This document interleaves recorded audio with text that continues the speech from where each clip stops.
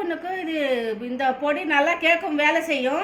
கசகசா வச்சு செய்கிறோம் ஃப்ரெண்ட்ஸ். நம்ம கசகசா தான் வாய்ப்புண்ணுக்கு சூப்பராக வேலை செய்யும். இது நல்லா கேட்கும். 50 கிராம் கசகசா, 50 கிராம் வடச்சக்கடலை, 1 டேபிள் ஸ்பூன் வரைக்கும் ஜீரகம், கொஞ்சம் சும்மா புளி சாசுறதுக்கு கொஞ்சம் புளி, ஒரு 4 காஞ்ச மிளகா, நிறைய போடக்கூடாது வாய்ப்புண்ணுக்கு இல்லையா.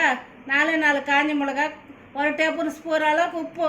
கசகசா அதெல்லாம் வறுக்கணும் ஃப்ரெண்ட்ஸு. ஜீரகம் எல்லாம் போட்டு வறுக்கணும். நம்ம வறுக்கும் போதப்போ நான் காமிக்கிறேன்.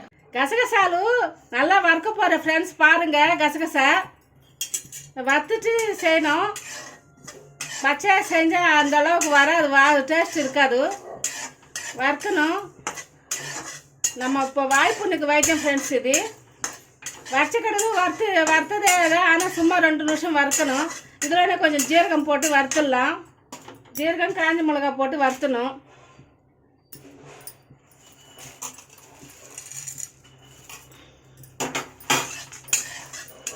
கொப்பரி, இது காஞ்ச கொப்பரி. இது டேஸ்ட்டுக்கோசம் கொஞ்சம் போட்டுக்கலாம் ஃப்ரெண்ட்ஸ். நல்லா வறுக்கணும். ஆனால் இந்த கசகசா லாஸ்ட்டில் இந்த புளி போட்டு வறுக்கணும் ஃப்ரெண்ட்ஸ். புளி கொஞ்சம் வறுத்துட்டாடா நம்மளுக்கு மிக்ஸி போட முடியும், இல்லைன்னா அப்படியே ஒட்டிக்கும் போய். அதனால தான் கொஞ்சம் வறுக்கணும்.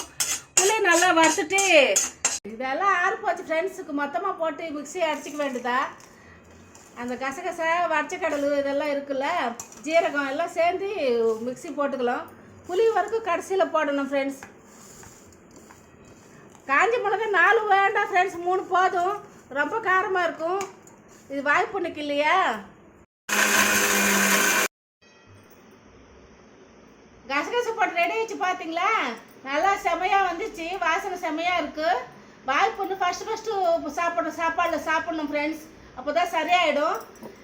ப்ளீஸ் சப்ஸ்கிரைப் என்னோட சேனல் மாம்ஸ் டிப்ஸு.